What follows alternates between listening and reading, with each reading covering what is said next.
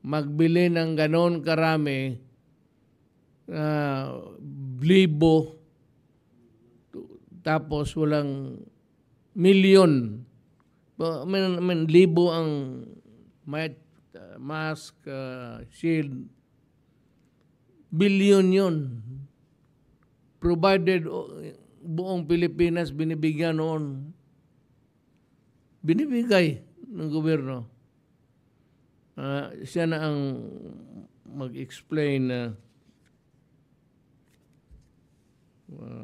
further. But I will read it after the report of Bebot Belio and after the report of Secretary Doke. Magsingit ako, babasahin ko lang. Ladies and gentlemen, the